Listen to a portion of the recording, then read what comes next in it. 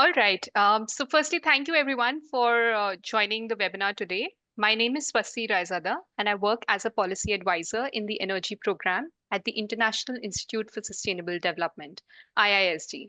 For those of you who are new to us, ISD works globally with a mission to accelerate solutions for a stable climate, sustainable resources, and fair economies. Before we begin today's event, we would like to thank our partners, the Indian Institute of Management, Calcutta, a leading business school in India, for conceiving this webinar series and pushing the needle on this critical topic. As you all know, we are now less than a week, rather just a weekend away from COP29 in Baku. A pivotal outcome anticipated from the UNFCCC negotiations this time is the establishment of a consensus on defining the new collective quantified goal, or popularly known as the NCQG. The NCQG has the potential to be an important enabler of future climate action, especially for the global south, but the needs of each country in this region are quite unique. This webinar, the second in a series of four, is being organized to hear from climate finance experts in Brazil, India, Indonesia, and Africa to share their country perspectives and help build awareness on the climate finance needs of these countries/regions. Before we kick off today's event, just a few housekeeping rules. Please note that this webinar is going to be recorded. Participants shall receive the recording after the event, and this will also be uploaded on ISD's YouTube channel, which goes by the name of ISD Events. With a webinar of this size, we will unfortunately not be able to take questions directly from the audience, but we do have a Q&A box that you will see in the panel down on your screens below that participants can use to post their questions, and we will come back to them post the panel discussion today. So without further ado, I would like to invite my fellow colleague, Professor Roona Sarkar, to set the context for this webinar. Professor Roona Sarkar is with the Economics Group at the Indian Institute of Management, Calcutta. She has also been faculty member on the Board of Governors, Dean Academic Coordinator, Center for Development and Environmental Policy, and Chairperson PGPX at IMC. Prior to this, she taught at IIT Kanpur. Her interests lie in sustainable development, where business interests are in consonance with environmental and social interests. She serves as an independent director on the boards of the Bandhan Financial Holdings Limited, Climate Policy Initiative, and Basics Consulting and Technology Services. She's authored multiple journal and conference papers. And in her recent work, which is a co-edited volume titled The Role of Coal in a Sustainable Energy Mix for India, a Wide Angle View, which was published in September 2023 by Routledge.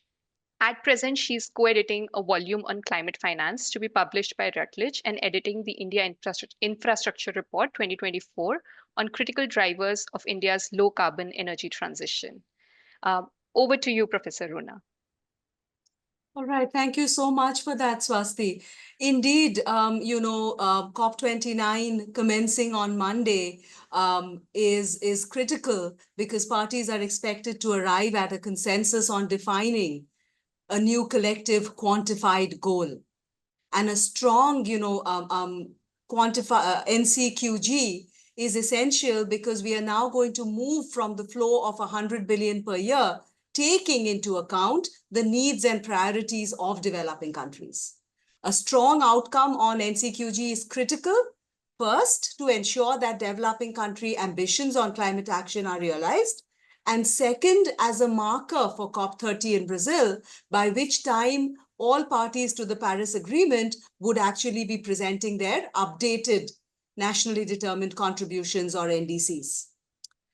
It's key that the quality of finance that the NCQG would deliver improves on the past experiences of the 100 billion per year by 2020 goal that we had agreed upon in 2009, right? And you remember that that goal was based on politics and not really on needs. Now, while the OECD claimed that this goal was exceeded for the first time in 2020, other independent assessments have suggested that disbursements were significantly off target. A majority of the reported contributions, moreover, came in the form of loans, where mitigation was prioritized at the expense of adaptation and loss and damage needs. More importantly, what counted as climate finance was varied significantly across different countries. So, arriving at a target, number one, right, the quantum itself, based on evidence needs of developing countries, upholding the principles of common but differentiated responsibilities and respective capabilities, and supporting just transition pathways is not easy. The underlying objectives would be basically to channel funds towards climate action in and by the global south so as to empower them to generate investments for defining their climate action plans such that the Paris targets are met. Now, estimates again on the actual quantum vary quite widely, but there's no doubt that at the very least, $1 trillion a year will be needed. Now, UNCTAD's estimates suggest that if one looks at a flow of around $0.9 trillion a year from the developed world, it would mean that you would be spending about 1.4% of the developed world's or the global north, if you will, their gross domestic product per year between 2025 and 2030. Now, just to put this in perspective, defense spending is about or was about 1.9% of global GDP in 2023. Expenditures on fossil fuel subsidies in 2022 were about 3.6%. We spent about 16.5% on COVID. And what we are looking at is 1.4% of the global North's GDP. Okay, so that's just to put in perspective the quantum. But in addition to quantum, there are several other elements of the NCQG that countries would have to agree upon in Baku. First, who should contribute and who then should receive the funds?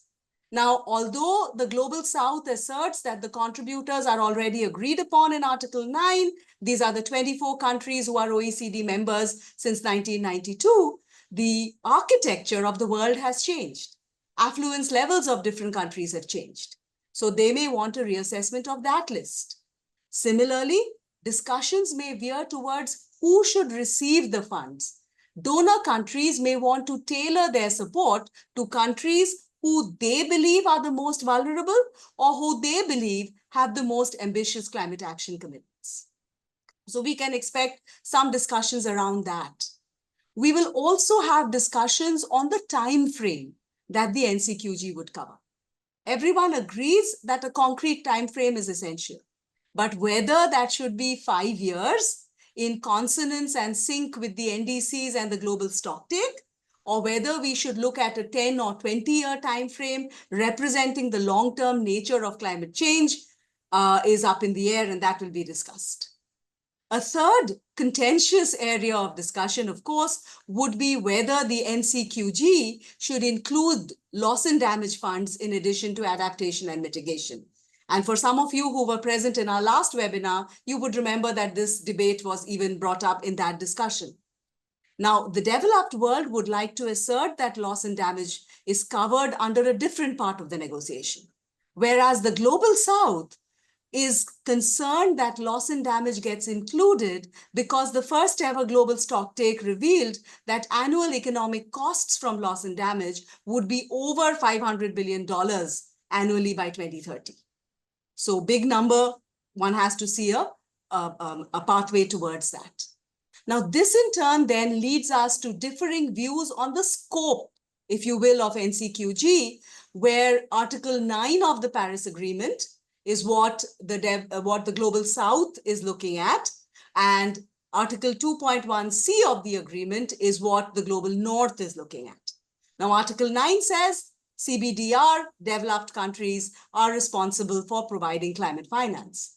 Article 2.1c expects that engagement from all governments to shift both international finance and domestic and public and private resources towards climate action. So they expect engagement from the governments for that. So that, given that the resources for NCQG could come from the public sector, bilateral, multilateral, development finance, innovative finance, and also mobilize private sector investments, developed world suggests, well, 2.1c demonstrates the responsibility of the global south for the NCQG. The global south, however, is clear that the two are independent negotiations. They should not be confounded.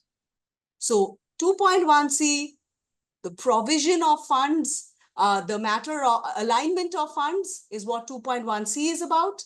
Provision of funds is what Article 9 is about, but mobilization of finances could be something where there is overlap, which again means heated debates on exactly how do I define climate finance. And I do hope some of you would throw light on that. The nature of the funding, the quality of the funding available is the fifth area that we would be discussing quite a bit. We need to be efficient and adaptable. A significant portion of the funds need to be made available as concessional with attractive rates and conditions so as to crowd in more investments into climate projects which are climate vulnerable and into debt-stressed countries, especially for low or no financial return adaptation projects. The complex and time-consuming processes to access international climate funds need simplification, standardization, information on the quantum of funds available, potential financial instruments, donors, etc., must be available openly and transparently for the Global South to better plan for implementation of climate-related investments in line, the alignment part of it, with their national policies. Moreover, the fund's purpose must be clearly defined so it is used for its intended climate purpose itself. Finally, of course, one has to be able to track the climate finance flows, and there needs to be a clearly defined, transparent process for doing that. So in my opinion, these are the various issues that one has to look at. And indeed, we have, Brazil, we have South Africa, we have Indonesia and India represented here. And these countries have made their expectations on COP29 very clear. So just to summarize, Brazil, on behalf of the group SUR, expects that new financing should be structured such that it does not impose additional conditionalities on provision or mobilization of climate finance for developing countries, and also does not impose an additional debt burden. India, on behalf of the like-minded developing countries, including Indonesia, supports a quantitative goal and a time frame of 5 years consistent with the NDC cycle and underlying principles to provide financial support to the developing world. South Africa expects that the NCQG should provide, again, a clear quantification of the financial support to meet their NDCs, their adaptation plans, and reflect their inclusive just transition pathways. The basic countries as a group, and now I quote, express deep concerns around attempts by developed countries to dilute their climate finance legal obligations under international law through suggestions of broadening the contributor base. And therefore, they say the movement has to be from billions to trillions based on grant-based public funded support. So if the NCQG is to truly reflect the needs and priorities of the Global South, it needs to start with a strong evidence-based, establishing a goal informed by costed climate plans of developing countries, top-down projections of the best-case scenario for financing just energy transition, for mitigation, for adaptation, and for loss and damage. We have to ensure an effort-sharing approach focusing on expanding the fiscal space rather than increasing the debt burden, and improving effectiveness of finance in delivering high-quality climate action. For this, a spirit of cooperation and solidarity between the global North and South is key. Ultimately, the goal of the NCQG must be to transform the climate finance landscape and herald in a new era of mutual trust, cooperation, and climate action. Having said all of this, we cannot discount the unique leverage that the USA and to a certain extent Europe has over international financial institutions and the control they have over global financial flows, which means their involvement is crucial in the fight against climate change. Now, to what extent the outcome of yesterday's election resulting, of course, in the US administration that is skeptical about global climate change will dampen the COP29 negotiation is something we all have to watch out for. So I'm sorry I kind of went over my time, but thank you for that, Swasti. Thank you, Professor Runa, for those wonderful interventions and also for setting the context.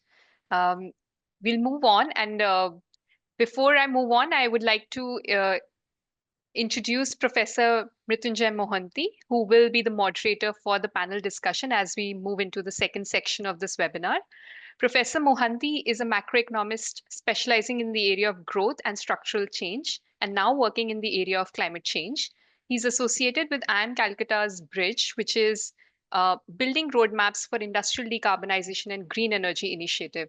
He retired recently from IIM Calcutta as a professor of economics. As a part of the Bridge initiative, he has co-edited, along with Professor Sarkar, a recent open access volume, The Role of Coal in a Sustainable Energy Mix for India, a wide-angle view. He and Professor Sarkar are also co-editing another forthcoming open access volume, Financing Climate Action, India in the Global Context. With that, I would like to invite you, Professor Mohanty, for introducing the panelists and also rolling the ball on the discussion. Thank you, Swasti, very much for the very kind words of introduction. And thank you, more participants. Welcome more participants to this wonderful event. As Swasti indicated, this is an initiative of the Bridge Project to IIM Calcutta in collaboration with IIST, and it's taking place in the context of the volume which she mentioned, Financing Climate Action, India in the Global Context. This is the second in a series of webinars we are holding in this context, two prior to COP29 and two more after COP29. Before we set the ball rolling, let me introduce a completely stellar bunch of panelists. The first person to draw your attention to is Mutya Yustika. Mutya Yustika is with the Institute of Energy Economics and Financial Analysis, better known as IFA. IFA is an international financial think tank working towards sustainable finance and with diverse sources of energy. Mutya herself specializes in, among other things, economics, finance, and investment analysis of luxury markets. Thank you and welcome, Mutya. The next person I'd like to introduce is Isabella Rahel. Isabella comes all the way from Brazil, is with the Instituto Talanoa. Instituto Talanoa is one of the leading think tanks in Brazil working on just transitions. Its vision says Brazil at the forefront of just transition to zero carbon this decade. Ms. Rahal is multidisciplinary in her capabilities and has worked both with the Ministry of Brazilian Ministry of Finance as well with other UN bodies. The next person I'd like to introduce is Aili Shyama. Aili Shyama is with Rabia Transitions. Rabia, again, is very focused on the dimension of inclusivity in finance, and it works towards justice, inclusivity, and dignity in finance. Again, Aili comes with a very, very multidisciplinary bouquet of capabilities and has worked with both governmental and non-governmental organizations in the issue of climate financing. So, last but not the least is Madhura Joshi. Madhura is the E3G and works particularly on Article 2.1 and specializes in the political economy, the political economy of transition to a low carbon economy, with a focus on social justice. Right? Before I read out the first question to which we will ask the panelists to respond. The first round, we'll have the order in which we'll go is Aili from Mutya, Isabella with Madhura. The second round, we've changed that. Now, the question that I want each of you to address is the same for all. And the question is this: what are your expectations from COP29? do you think it will be able to break the financing logjam that has characterized earlier COP deliberations around these issues? Ali, may I invite you? And you have 5 minutes. Thank you so much, Professor Mohanty. It's really lovely to be here today to form part of this discussion. I think today I'll really be speaking from the perspective of not only the expectations on what we envision for South Africa, but generally for Africa as a whole, because it's not just a South African issue, but a global South issue in that respective. So I think the NCQJ has really the potential to influence the new NDCs, especially in how countries articulate their ambitious action. And I think the key issues characterized around the NCQJ deliberations have been clearly highlighted by Professor Runa. And just to further add on that, I think it is important to note that the NCQJ deliberations are not just about how much money is needed and who should contribute, but also about what are the terms of the finance received in terms of the quality of the quantum. So my opinion is really the introduction of a sort of qualitative framework is really long overdue, because generally there has been a lot of emphasis on the 100 US dollar billion goal, and rightly so, but there has been much lower emphasis on the impacts of financing climate action. In that dollar target is not necessarily enough in its own to instate a climate finance regime that addresses the needs and priorities of developing countries. Hence, an important point of negotiation should also be centered around that quality of finance, because what we've seen so far is that the systematic dimensions of financing are not well incorporated in terms of dignity on how institutional processes respond to needs. For example, this means issues such as the majority of financing being provided with debt, half of those loans being non-concessional, accessibility to finance, high cost of capital, debt distress, currency lending, and so forth. So at present, what we are seeing is really that financing system for climate action that is really largely wrapped up in the numbers, game, where investors are essentially just picking and choosing what investments they wish to invest to finance. And essentially what this kind of systematic aspects create is that it creates that structures, that creates churn and returns for financial market participants, as opposed to a thorough consideration of value chains that provide in-country returns, which are in short supply for pressing socioeconomic needs. And by doing this, we are also acknowledging that financing needs go beyond the UNFCCC's adaptation and mitigation actions. I mean, there is loss and damage, and there's also other development goals, such as the Sustainable Development Goals, that also need to be accounted for. So I think, hence, in the rush towards finding solutions, we as developing countries must also just step back and ask ourselves, do we really understand what climate finance is supposed to do for us, and whether climate finance is actually currently working for us as well? So for me, the expectation is that the NCQG needs to take an approach that considers countries' needs from a needs-based finance perspective, by tailoring financial solutions to the specific needs of the most vulnerable, as these barriers around quantum and quality of finance really takes us back to the point of, countries' ability to make the clean energy transition in a just and dignified manner, which essentially, plays a very big role in how countries increase their climate action and signals country ambition. So in closing off, I think that given the findings in the first global stocktake, which calls for an urgency for change, there is confidence that we will cross over that financing logjam around quantum, right? And however, I think on the quality of finance, it may be something that might not find itself resolved under the new NCQG at COP as of yet. As financing climate action does not operate in a silo. It does create these tensions, and because it forms part of a bigger global financial system. Hence, the conversation around the quality of finance will really require a whole systematic financial architecture process outside of the NCQG, which can be highly influenced by other geopolitical aspects.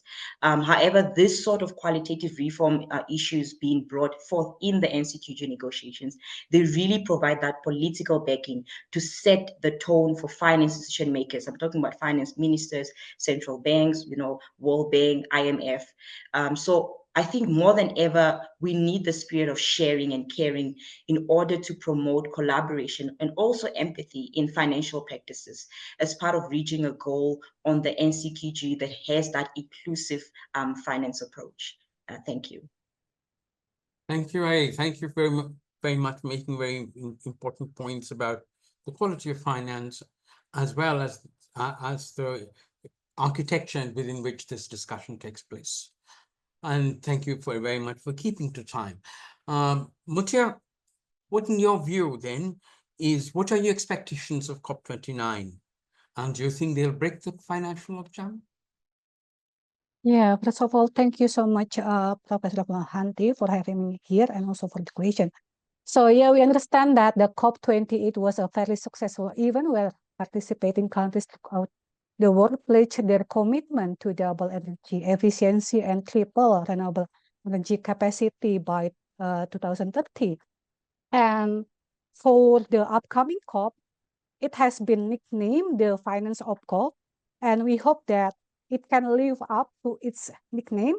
So the main expectations are that the richer countries, which have been responsible for the bulk of the greenhouse gas emissions so far in the atmosphere, allocate significant funds to the developing countries to help their effort towards the climate mitigation and adaptation action.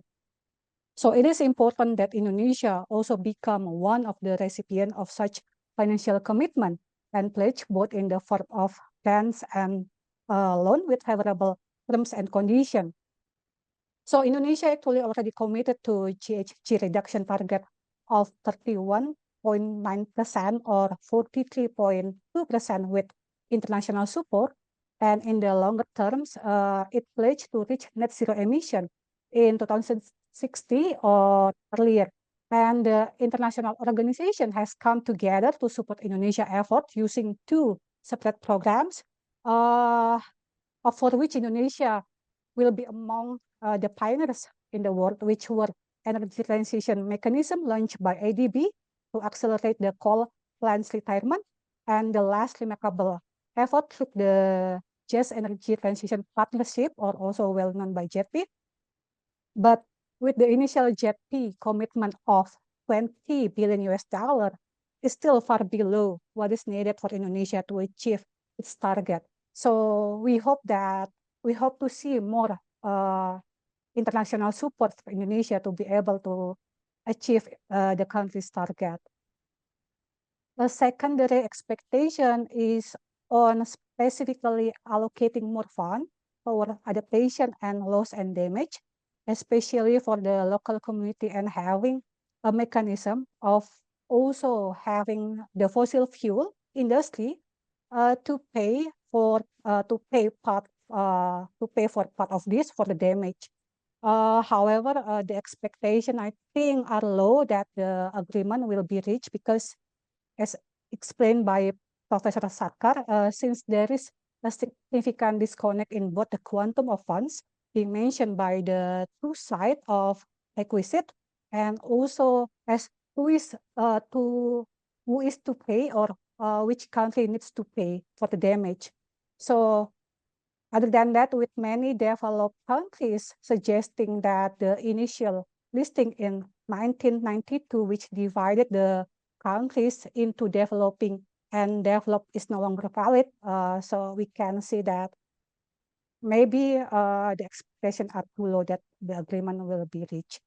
And also with a number of global leaders are not really attending this COP, we may need to temper expectation about what actually may be achieved.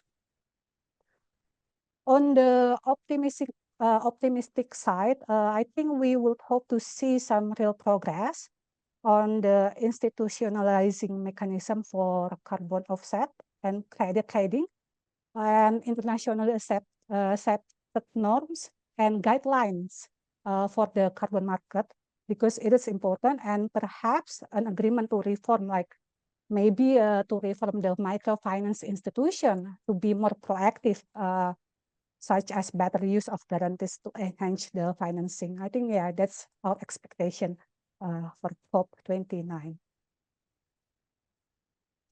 Thank you. Thank you very much, Mutia, for those observations. And you're absolutely right that given the number of people who have decided not to come, we wonder what kind of expectations to have of COP.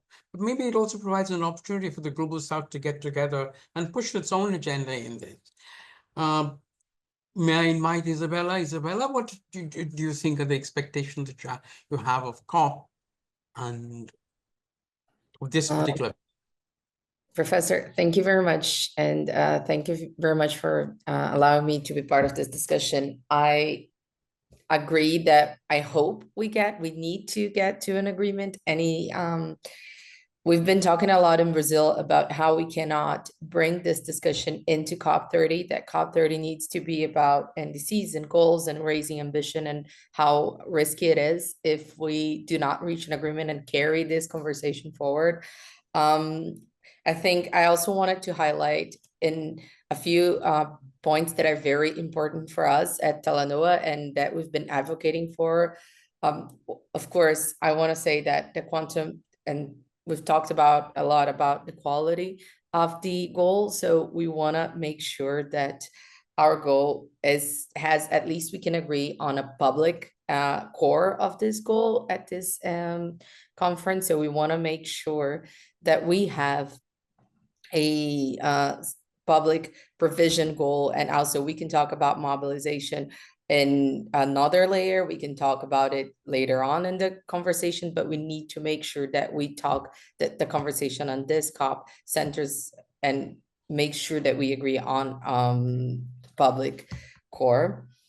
And that is a public core and a provision that isn't. It's been said here many times, but we need to make sure that it doesn't raise debt and that it's centered around concessional finance. But we also have the hopes, and we will be pushing for a few of the operative matters. So the decision, the text that we have already talks about, for instance, mitigating barriers of access, but we want to make sure that local currencies come into play, and that we also talk about how to make sure that finance actually gets to the local, local needs and everything. And we also want to make sure there's transparency involved. And we've been talking to the Brazilian government, and they've been very open on our conversations about what's important, what needs to be there. And we're very aligned in the fact that there needs to be transparency. And we want to make sure that we have a periodic review of the goal that we talk about. Of course, all of this is very optimistic. We need to be. I know we're not in a very optimistic day. We haven't been in a very optimistic week when it comes to the international context. And like Professor said, and like the previous panelist said, there is the absence of global leaders. But again, I agree that it might be an opportunity for us from the Global South to push the agenda and make sure, especially with Brazil being the next host, and making sure that they don't want to carry out, the Brazilian government doesn't want to carry out this discussion past COP29, and they want to make sure we agree on something. So I think that's an opportunity to explore. There are a lot of countries that agree on that. Also, what I want to say, and for us, this is very important on the sub-goal of adaptation and sub-goal for adaptation and for loss and damage. We've actually carried out a few trainings. And then again, I'm speaking when we talk about Latin America and fellow countries here in Latin America, we've been talking a lot with other organizations in the region on adaptation. We've actually just had the diplomacy of adaptation panel and training in Rio here. We've brought a lot of organizations, and it is key that we push. We've written a letter, we're pushing for a sub-goal on adaptation, a sub-goal on loss and damage, and climate justice throughout the NCQG, and that we cannot forget those. And it is, again, something that we will be pushing for, and that we hope we can achieve an agreement on. And again, when I mentioned about COP30, we need to make sure that also, last thing that I want to say is that we need simplicity when it comes to the decision as well. We cannot, and if we want to review, if we want transparency, simplicity is also key. So we want to talk about like 2-3 layers maximum, and we want to make sure that it is something that we can follow up on and make sure we review and can make sure that it gets to where it needs to be.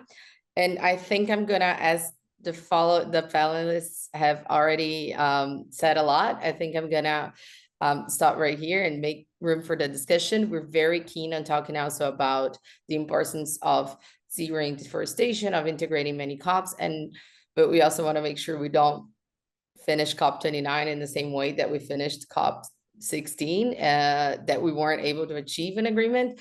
And I think that's, yeah, we're very realistic, but also we need to remain optimistic on the outcome. Otherwise, we can't, yeah. Well, thanks, Isabella, for that. I think you're absolutely right, that for Brazil, this is very key, that the agenda of 29 does not flow into 30. The 30 has its own agenda, which is different. So I'm sure that the Brazilian government is going to push very hard for a position for negotiation such that there is an outcome to COP29.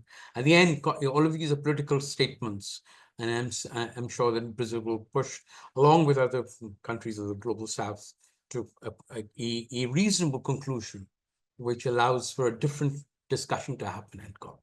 But thanks for that. So, Madhura, what is your take on expectations? Thank you. Sorry, I was trying to unmute myself.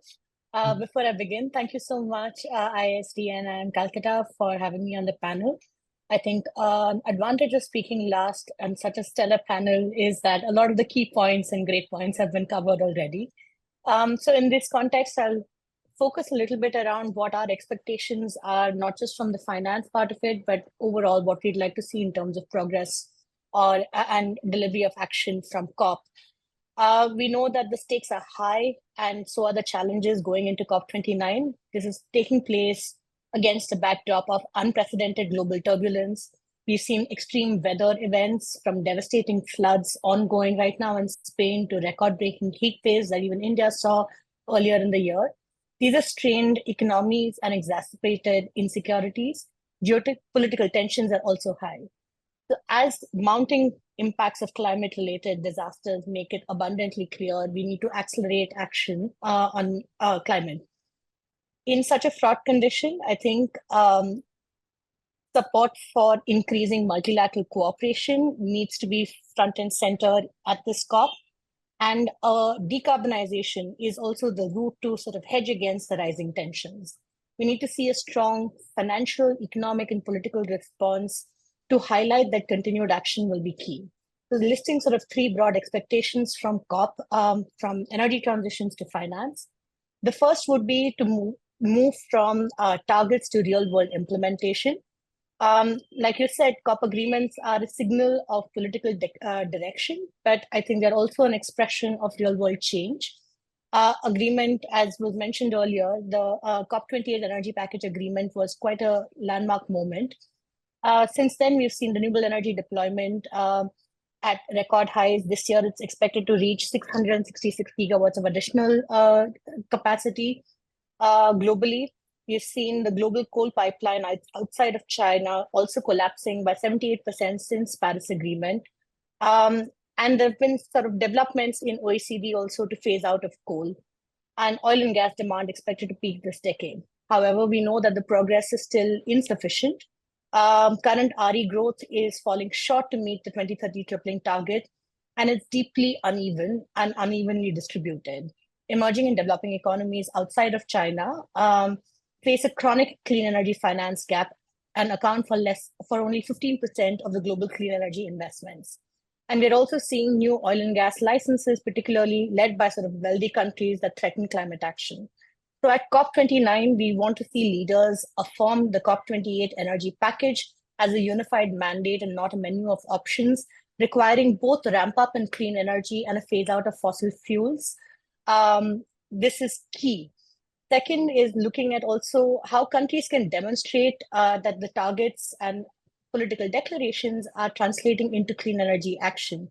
This can be done both through their NDC commitments that are expected in 2025, but also outside of negotiated venues and spaces, such as strengthening participation in diplomatic alliances, announcing political declarations on progress and ambitions to build momentum on real-world delivery. The second I would quickly sort of touch upon is we've already started seeing some first movers on NDCs. It would be great for first movers on NDCs, or rather necessary for first movers on NDCs, to incorporate clear commitments on energy and also look at what their financial sort of requirements would look like. Wealthy countries in particular in their NDCs must demonstrate the art of the possible and reflect sectoral energy targets in their NDCs. This must include clear goals and targets on fully decarbonized power sector by 2035, as well as targets around phasing out fossil fuels and coal. The third one in particular is looking at how finance can be scaled, accessible, and affordable to enable equitable energy transitions. As has been mentioned many times on this panel, a central part of the COP29 agenda is agreeing on the new quantified goal on climate finance. This is going to be essentially a bedrock for ambitious NDCs, which are hopefully 1.5 degrees aligned. It must be ambitious enough to build confidence among developing countries, and that the Paris Agreement can be financed, including through increased support for climate resilient and climate aligned transition plans. Second, projections sort of suggest, right, and several numbers have been already highlighted, but the Stern and Songway report suggests that energy transition financing needs for emerging and developing economies outside of China is likely to be between 1.3 to 1.5 trillion dollars a year by 2030, of which about 500 to 600 billion dollars will be additional investments needed.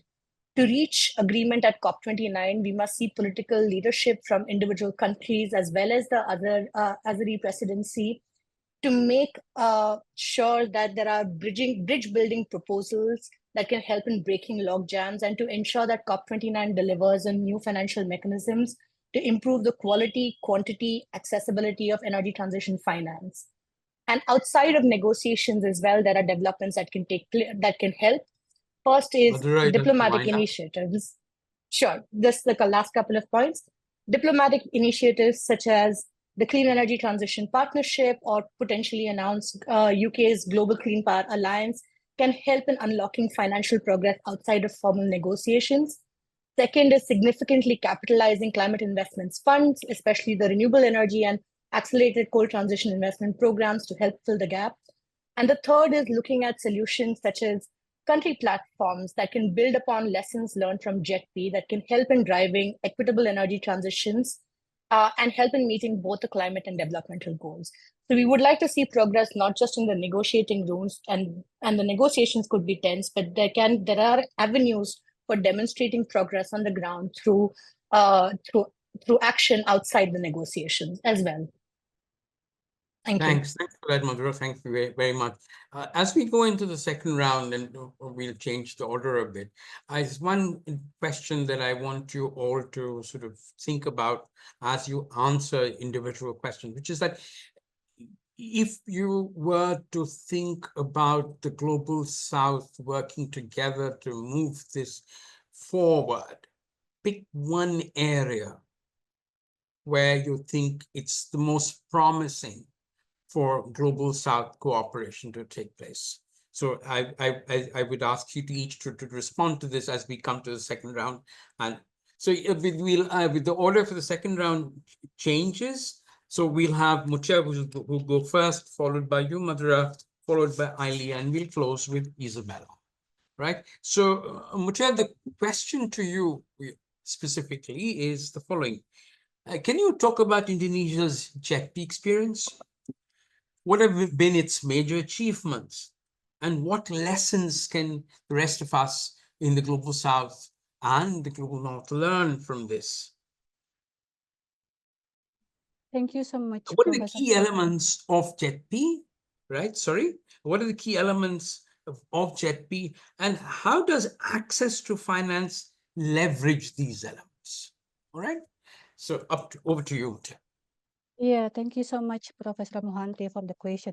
So yeah, actually, JETP already estimates that the investment plan worth around 97.1 billion US dollar until 2030 and up to 580.3 billion dollars until 2050. So an initial commitment has been made with a total commitment around 20 billion US dollar is expected to act as a further catalyst by covering approximately 1/5 of fund needed until 2030.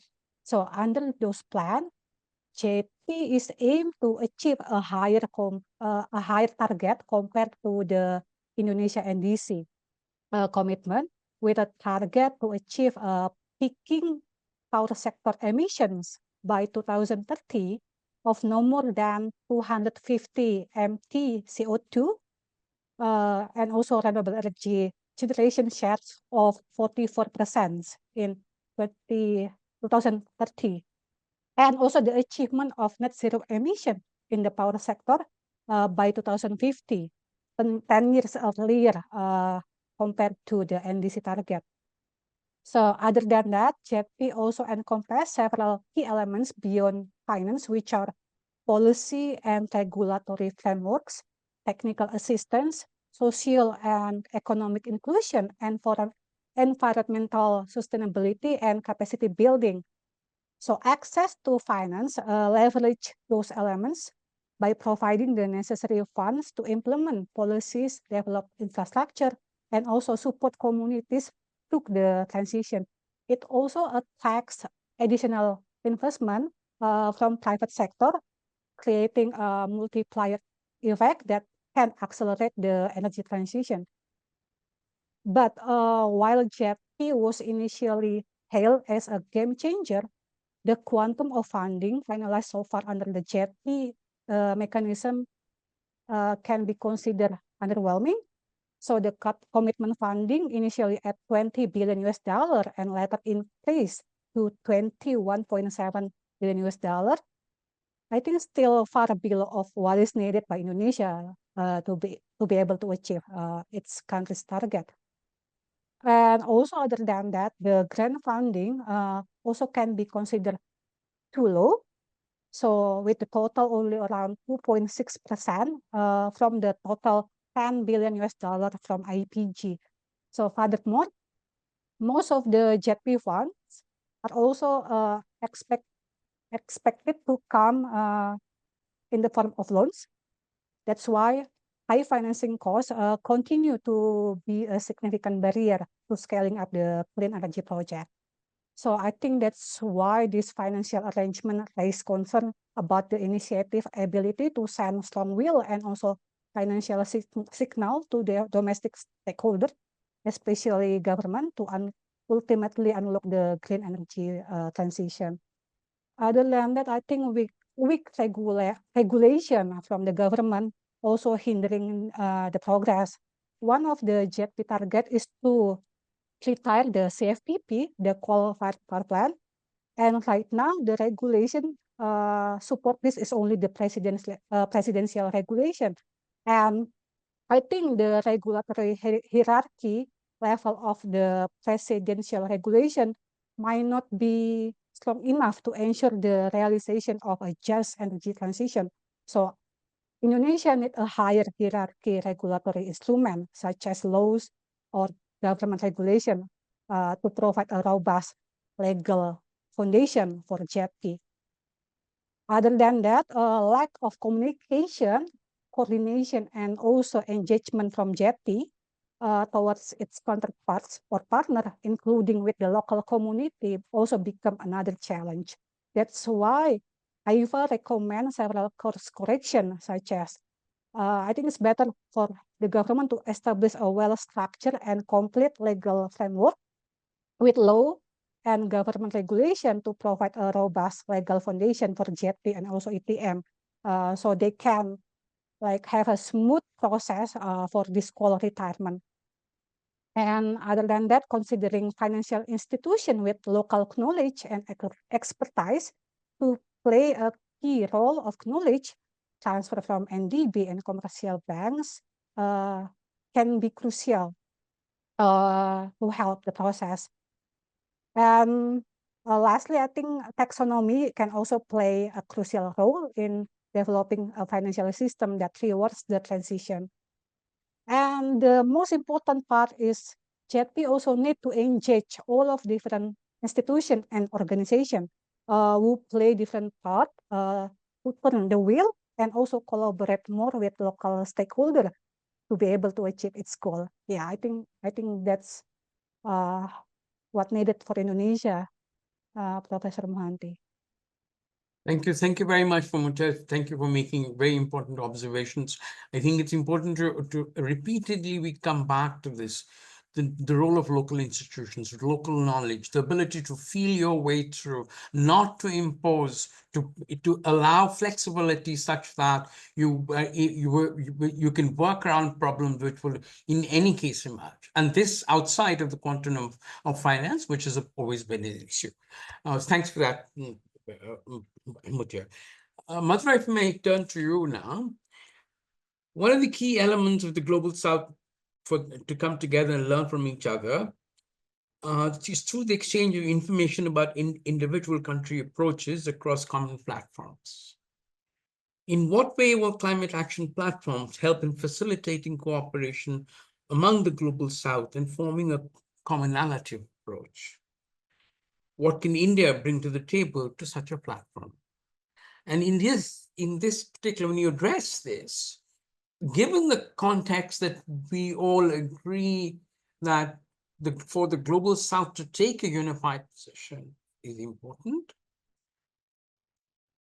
what do you think might that position be? Around what can the Global South come around such that it facilitates that common position? If there is any such, there mightn't be. Madhura. Thanks so much, Professor Mohanty. It's a very complicated, long question, so I will try and answer this in 3 different ways. I think when we talk about, say, platforms, there can be multiple different ways of it. The first one I would talk about, which is essentially a platform for sharing information, knowledge, etc., which can be done through multilateral institutions, organizations, as well as through diplomatic initiatives. In this context, an example would be India's International Solar Alliance. They've recently also launched certain financial facilities, particularly looking at de-risking investments in solar in developing countries and in Africa, and particularly focusing on Africa. And I think these sort of institutions provide really good platforms for exchanging experiences on successes and failures of policy, regulatory, and financial solutions that can help in sort of driving progress on energy transitions. Similarly, you've also had initiatives launched such as the One World, One Sun, One Grid, Green Grids Initiative, etc., that facilitate knowledge exchange between countries, but also look at what does it mean when we talk about, say, power trade between countries and in regions, or financing sort of this kind of scale of grid infrastructure. What are the kind of common parameters that need to be there, both in terms of technical, grid codes, etc.? And I think the second one that, that's been spoken about quite a bit is around country platforms and how this can align with transition planning. It's been sort of spoken about quite earlier as well, that there are multiple sort of national transition plans. There is the National Energy Transition Plan, there are the adaptation plans, as well as the long-term low carbon development strategies. And we've seen in the global stock UNFCCC stock take that oftentimes these plans, if countries don't really talk to each other, they are thin on details when it comes to targets, timelines, and particularly around quantum of finance. So as countries are now gearing up for their NDC updates in 2025, it sort of provides an opportunity to look at how transition planning domestically can be aligned in such a way that these 3 plans talk to each other, and that the targets that are being put forth are presented with details, especially around what the quantum of finance could look like. And this can sort of help in building towards then driving finance as well through arrangements such as a country platform. This is an idea that's been very key in the recent past. Brazil's TF Clima has looked at transition plans as a key part of their discussions. We've also seen the joint MDB committees talk about country platforms as a possible solution for driving investments into countries. And recently, we also saw Brazil announce its country platform just in earlier October that's going to look at sort of channelizing investments in particular sectors. So I think learning from experiences between countries on both the transition planning process as well as what are the financial avenues and infrastructure that can be created within the country that can facilitate getting all actors domestically together, as well as bringing multilateral and bilateral political actors together is going to be really important. And in this context, I was very encouraged to see the launch of a global coalition on on energy transition planning by Brazil. And the first sort of I think, event will take place, a conference will take place in South Africa next year. I think this will also a way for countries to talk about what are the frameworks that can be followed by countries to develop these kind of plans that can help in building comparability, transparency, also then provide direction for public and international private capital on where the money could flow. And I think the areas where Global South can sort of cooperate, I mean, of course, Global South is also such a diverse landscape. It's tricky sometimes to club all of the needs of the Global South together in one bucket.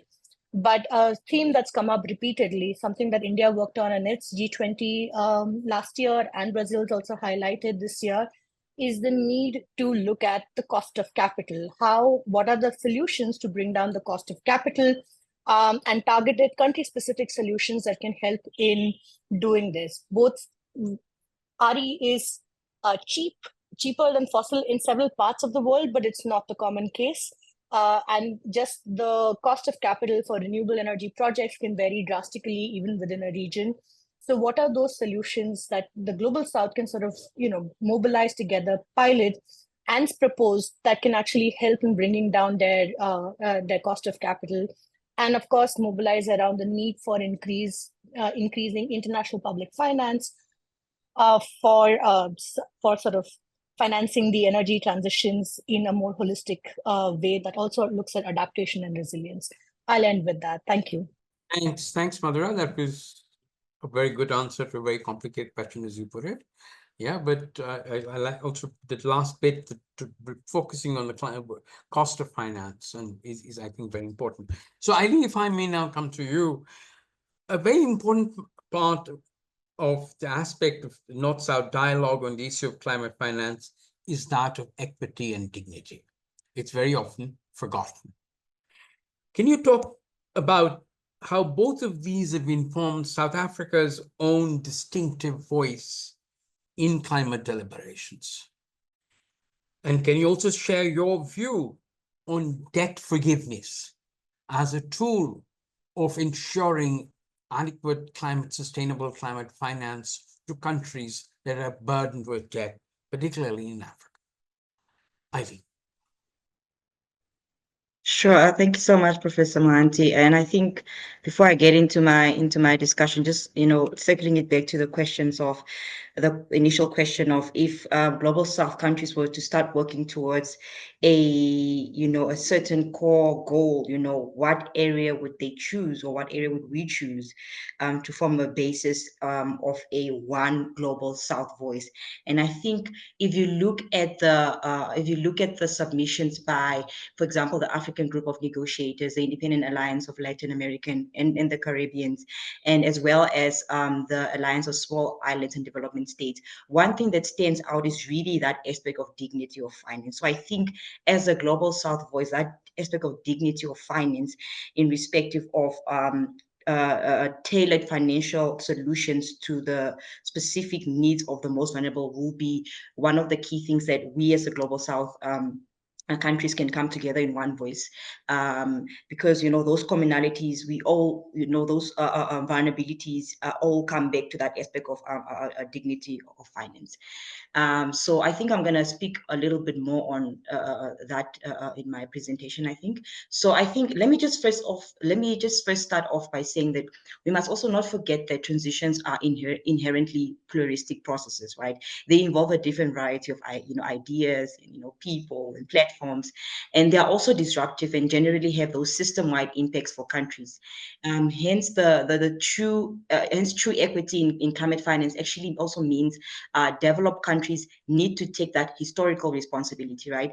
Given that they, have contributed to the most of the global emissions, and that developing countries should receive financial and technical support that aligns with their specific needs and circumstances, allowing them to grow and transition without compromising their development goals. So developing countries have already started articulating what their needs and priorities are. Hence, I think the discussion should also now start to shift to how can finance be adapted, right, to support countries more comprehensively in achieving those needs, as outlined in the relevant, climate change plans and policies. So, from a South African approach, equity and dignity are really central pillars because South Africa's voice in the climate deliberation is informed by its history of inequality and its commitment to development that respects human rights and social justice, and that is the core of dignity. So, this is not also just about South Africa, because developing countries will have unique transitions which influence national needs and priorities. And these unique transitions have specific implications that are directly linked to how much an economy will need to change to achieve a just energy transition. So I think in terms of South Africa, which is obviously a country that emits high levels of emissions, it is going through a transition. So it will need substantial, technological investments to help industries meet NDCs and other climate change plans and policies, and also net zero targets. And additionally, this large-scale shifts away from fossil fuels will also have significant social impacts that also need to be addressed, right?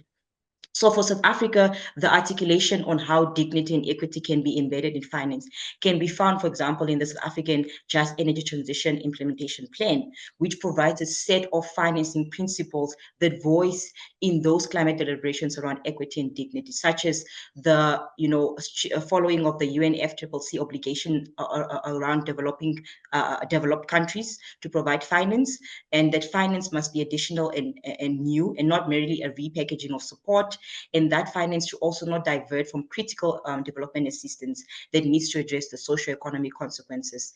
And another thing is also that finance must reflect South Africa's needs, meaning there needs to be appropriate fiscal sustainability and shared risk between countries as well.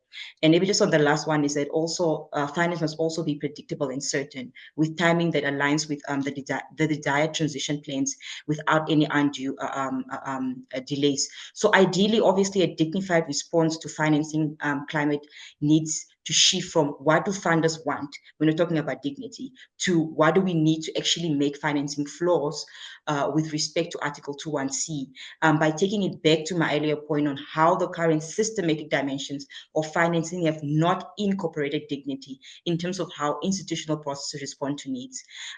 Because at present, there's no dignity in the negotiations. There's no dignity of how finance is accessed and in the way projects are constructed in the term sheets by funders, amongst other things. So in concluding, on the issue of dignity and equity, it really strikes at the heart of developing countries' sovereignty. And this ties into the notion of procedural justice as well, especially given the power dynamics and imbalance, which has further resulted in developed countries being able to provide finance that is perceived to be conditional by global South countries. Therefore, the concept of dignity is about having an equitable negotiation process that really affords developing countries dignity and reflects their status as equal partners.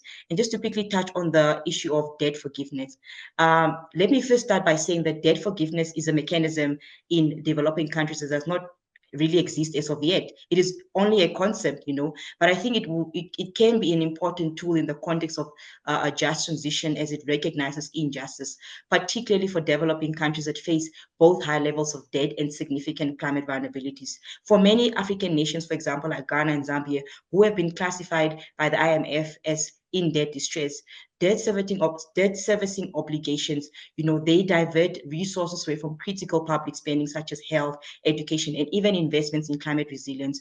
So this also goes back to recognizing that fundamental basic human rights on the right to the quality of life, to allow countries the fiscal space to actually provide for the needs of their people as part of undertaking ambitious climate action without sacrificing development goals. So by easing these debt burdens, African countries, for example, can start directing funds to support climate action while maintaining economic stability. Just to close off, Professor Mohanty, yeah, this aspect of debt forgiveness has also, like I said, been a core part of the negotiations for, African group of negotiators and even the Independent Alliance of Latin American and Caribbean states as well. So I think additionally, in closing off, the conversations around debt forgiveness will be essential, but it will also be important to discuss what metrics, benchmarks, and monitoring aspects on who benefits the most from this could look like as well. I'll stop there. Thank you so much.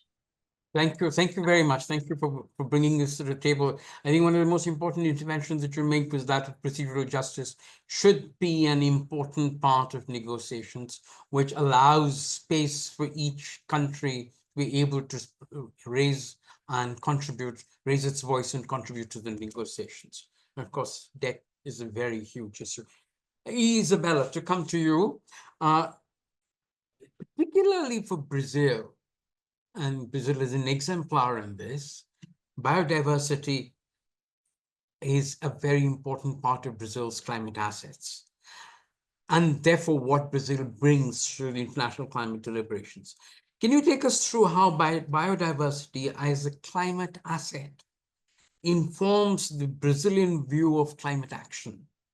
Arising from this is Brazil's need for financial resources to sustain that biodiversity.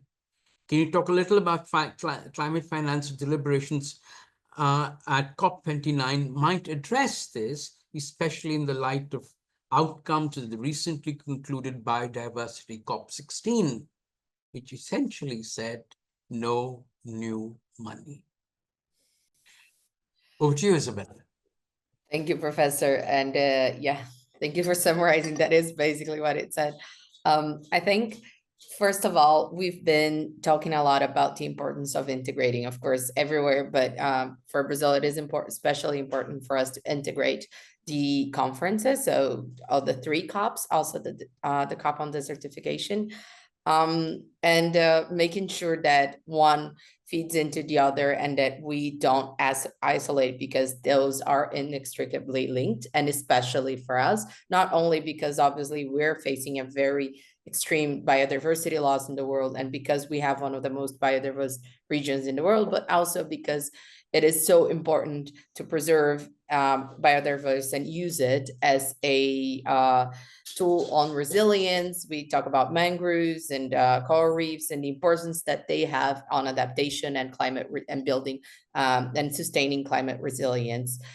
We have in Brazil particularly we've had very important result announcements yesterday, actually. So yesterday the government announced that it halted deforestation in the Amazon by 45% when compared to last year. So that's a really big result for us. We're very happy with that. And also we've managed to also halt deforestation in other places, and that of course has a very huge impact on our emissions.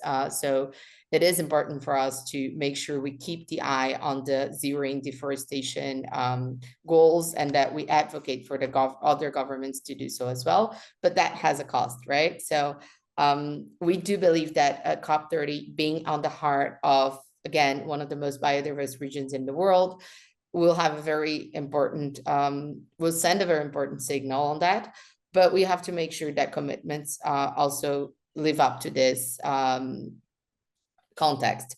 So in G20, for instance, Brazil has, we've had the first, for example, bioeconomy decision, but it's very general, very based on principles. We need a lot more on that to make sure that we also invest in economic and alternatives for biodiverse regions. So we need to make sure that we don't only, when we are halting deforestation, we also invest in such economic alternatives that will give local populations, that will give local communities a way of sustaining themselves, and that are sustainable over time. Not only when we halt deforestation, we need to make sure that economy follows with that. And also, I think, and then we have to start the conversation on biodiversity credits and everything, but always make sure that we don't double count. So one thing is to invest in, we need to make sure we have investments in climate and adaptation, but we also have investments on biodiversity, and those do not mix up. We need transparency on that. They cannot be double counted, and they need to make sure to respect country sovereignty. So in their decisions and everything. So those funds need to go to be built in a participative way. And I think we also, before I wrap up, I also need to mention for Brazil, the importance of new and innovative mechanisms. So Brazil has been advocating a lot for the tropical forest facility, for example, that will, because we need to make sure we don't have sort of incentives, wrong incentives, in the sense that when we're talking about additionality, if you have regions that have been really good at halting deforestation and everything, we need to make sure that we keep on, because maintaining such biodiversity costs money and needs to be financed. So we need to keep the flows coming even after the deforestation risk has been not lessened. So those are things that we need to be discussing in the next COP. But again, COP30 needs to be a platform for such mechanisms to be in place. It cannot be a goal. We've been saying that over and over again around here, because there's a lot of expectation on COP30 being the COP and everything, but it needs to set to be a launch of mechanisms that will be in place afterwards, and that we don't miss this opportunity on setting such strong mechanisms and making sure those outcomes last and are implemented. I think, yeah, that will be, and happy to take more questions about that. If we're not in a very good place in the international context when it comes to climate, we're very happy here in Brazil right now. I'm very proud that we're going to be able to, at least when it comes to biodiversity, we'll be able to set an example at the next COP 30. So thank you all for some wonderful and insightful responses. Before I ask a few questions that's come up from our webinar participants, may I suggest one other thing, which is that one of the things that is repeatedly coming in the context of all your interventions and responses is the fact of that each country's successful responses are very different from the others, yet the need to learn. Now, so, and if you can bring this together in your platforms, if we can, when we present something, we can say that, okay, this is a part that's very specific to India, to South Africa, to Brazil, yet there are commonalities, institutional commonalities. If we can bring those, and then we can create a structure which says the Global South's institutions learning from each other. Now, there's a question that's come, which I think ties up in many different ways, and let me read that to you. It is from Emil Havstrup, and I'm very sure I have mispronounced the name. You will please excuse me. But the question is interesting and important. Many areas that are vulnerable to the effects of climate change and require financing for adaptation are also areas that experience high levels of conflict or fall outside state control. How can we improve financing mechanisms to ensure that financing can reach these most vulnerable communities? Now, almost it's a really unfortunate part of our existence today that there are really areas which are conflict-ridden, which are beyond the purview of the state. The state is now. How can we? Is there ways in which we can provide finance to these areas? If we can, what sorts of mechanism might be used? So I'll go with you first, Aili, and then we'll go down. Aili, how do we provide climate finance to conflict-ridden areas? Yeah, I think it just goes back to the aspect of how finance is being accessed at the current system. I think it will be really essential to improve financing mechanisms in order to ensure that money is actually flowing towards vulnerable communities in, especially areas that are vulnerable to kind of those climate change effects as well. So I think it plays a lot into what Madura was saying about the need for, there's a lot of kind of communities or organizations that are popping up that have a very strong climate change narrative. So I think it will be very important, I think, to look into what are those local, especially on a local level, rather, what are those local organizations, whether that be NGOs or even community-based organizations, to kind of, and what can be the changes that can be done locally to kind of help in terms of how funds can bypass those central systems to allow money or finances to become more accessible to the communities on the ground, so that it ensures that finance is not just accessible but also effective in that sense as well.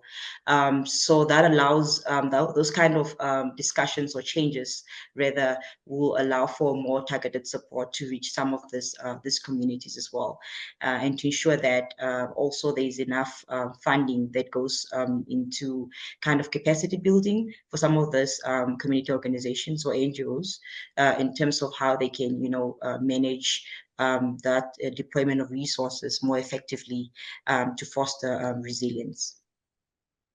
Thanks, Sahil, for that. Isabella, you're up next.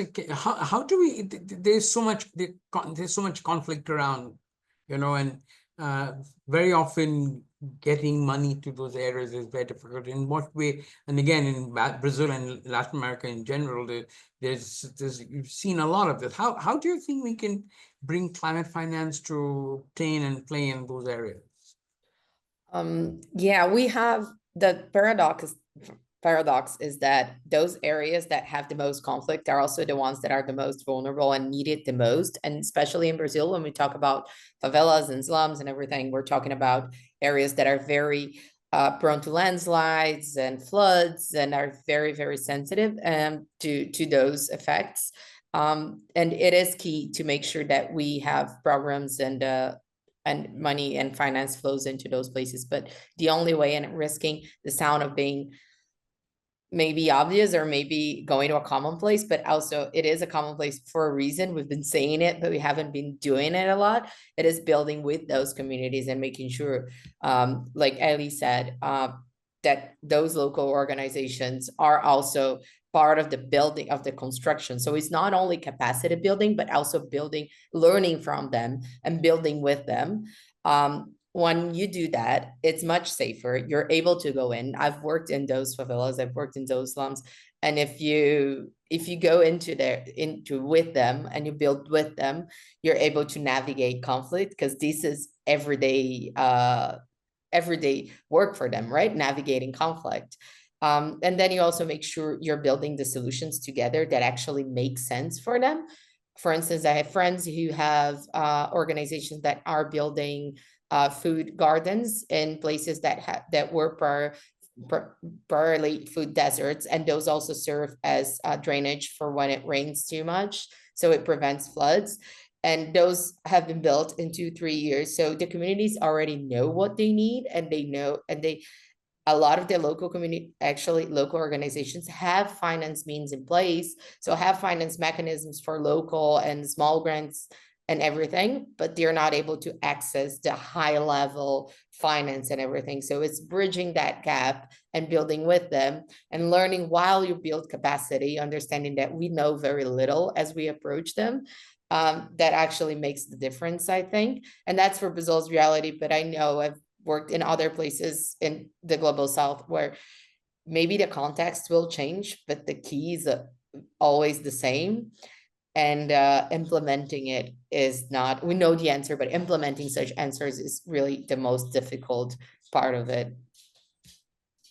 Thank you, Isabella, and for putting your finger on the issue, which is that really hard.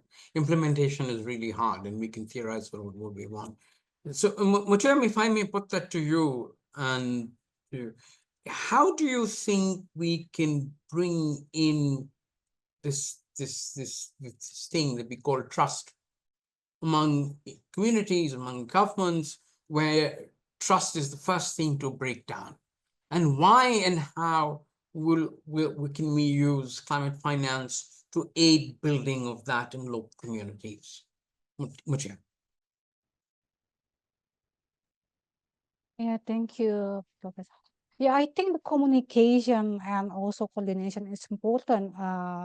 We need to building relationship with the local community. So every financial institution and also every stakeholder in the country need to like building relationship with the vulnerable community and also with everyone. So they understand that they are important, and it can also give them like they can trust like they can have a trust with the government, especially that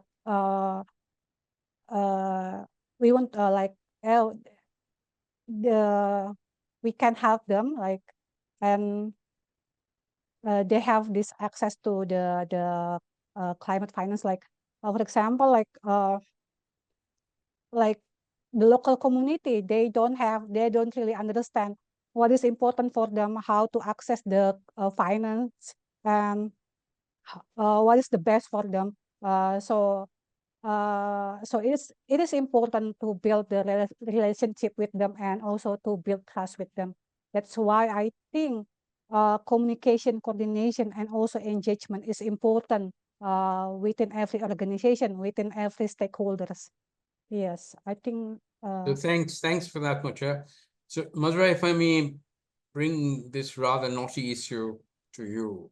So what we hear is trust, bottom-up talking, top-down finance, right? That finance doesn't understand that bottom-up finance, and that finance has to be below market rate of interest. How do you square this circle? And I'll make it even more difficult for you. I'll only give you 2 minutes. Thank you so much. So if it's just 2 minutes, let's just start with capacity building, capacity building, capacity building. And the reason why I sort of say this is even in the domestic context, forget the international, etc. pieces, but even in the domestic context, when we look at basically government programs, policies, and financiers, essentially, there is always a gap between understanding what the market looks like, what the risks are, for something as simple as, say, solar pumps. There's a whole bunch of government schemes, programs, subsidies, etc., attached to it. But financiers sometimes don't have, one, information about what these subsidies and programs look like. Second, it's not a technology that they have necessarily engaged in the past. It's also distributed. So their risk perception is higher. So despite the availability of funds, they are hesitant to disperse it to local communities who they consider to be sort of riskier investments.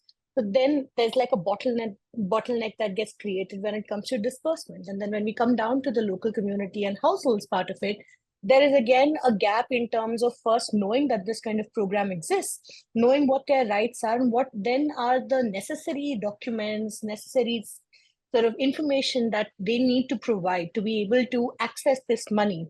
So notionally, there is money available, but it doesn't necessarily flow down to the people because the capacity building, awareness, etc., doesn't go down and penetrate to the ground level. And every sort of level, I feel, adds then to the risk perception and making it more expensive, even though there may be subsidies, etc., attached to this at a domestic level. I think this becomes all the more complicated when we then sort of boil it, we sort of expand the lens, make it an international finance coming to domestic, to a national level, then going down to the community level. I think it becomes a lot more complicated when we look at this.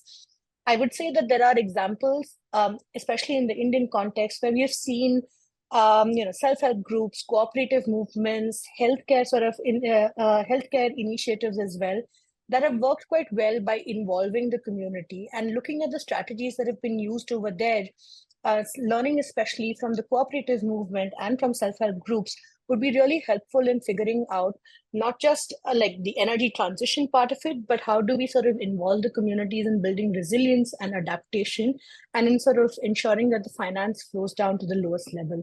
And there are examples and good examples beyond the energy space alone. Thanks, Madhura, for that. Thanks for tying this all together. And as you can see, that from this very complicated example, we have to build that up, take it to COP29, and to ensure the fact that the Global South is heard an agenda for more inclusive finance. Taruna, over to you to wrap this very complicated set of arguments in the next 5 minutes. Right. Wow. Yes, we certainly traversed the globe over the last 45, 50 minutes, and indeed, the things that stood out was the fact that despite the differences, despite unique country experiences, the need for the need for responding to climate action where it's human-centric and social justice is at the heart of it all was something I think which all of us agreed on all through. We started out, with Aili talking about, speaking for not just South Africa, but Africa as a whole, and mentioning that indeed there's a need to, bring in the qualitative aspects of the NCQG to highlight those and work on creating a framework which addresses needs, which addresses tailoring the funds for the specific needs. And then, of course, embedded in that idea was the idea of dignity of finance. Mutia talked about the JETP experience, the funding from the ADB, and recognizing that it could be at the end, it was underwhelming. And a large part of the reason that it was underwhelming is because of the broad disconnects that we talked of at the macro level between the global north and global south, and also within the country between the policymaker and what is happening on the ground. So both aspects, were a concern. Isabella talked about the fact that, the least we can do, and I think this was very important, is focus on the public core. Make sure that the funding, the public funding part is taken care of. Because if that is, the rest of the financing will flow. We shouldn't look at the big picture and get scared by the trillions, but make sure that we have the catalyst. The public core is in place. And of course, the need for transparency, the need for a periodic review, and simplicity in the process was something Isabella brought out. Madhura, thank you for the idea of having a country platform where we could actually share these good experiences, work through the country platform, just like the International Solar Alliance has done, or the Brazilian example that you gave us, in order to ensure that the Global South comes together with a voice which looks at the scale of finance, its accessibility, and its affordability as such. Yes, because I am at 6 o'clock, I will stop here, but I think it was amazing that while all of us did agree that we needed to temper our expectations, we also recognize that there is a lot that COP29 can indeed achieve, which could then feed into COP30 going forward. This is, of course, the second of our 4 webinars that we are doing as part of our exercise to talk about issues related to climate finance, which is a book that Professor Mohanty and I are editing. And I'm really happy to share with you that Mutia, Madhura, Swasti, as well as Mrityunjoy, Professor Mohanty, are all actually contributors to this book, which we will publish as open access around March or April next year, around which time we will have 2 more webinars, perhaps also looking at the outcomes of COP29. And I certainly hope those outcomes will be impactful. Thank you so much. Thank you, Professor Sarkar. I'll just quickly step in to close and wrap up and mention the next steps. So, firstly, we're sorry we couldn't address all the questions that came in, but we thank everyone who kept the conversation moving. We will attempt to get back to you with answers over email post the event. We hope you found these country perspectives educational and enriching. And we would like to finally thank the experts who kindly agreed to accommodate this event on their busy calendars, especially right ahead of COP, and for staying up late or rising early, as the case may be. This was a very tricky slot, and we really appreciate you taking out the time for that. We would also like to thank ISG's communication team for supporting us with the logistics. And lastly, but most importantly, all the participants who actively engaged with the discussions. With that, we'll close this webinar, wishing everyone a good day, and we hope to continue to see the progress at COP29 and discuss the developments in subsequent webinars. Thank you and have a good day, everyone.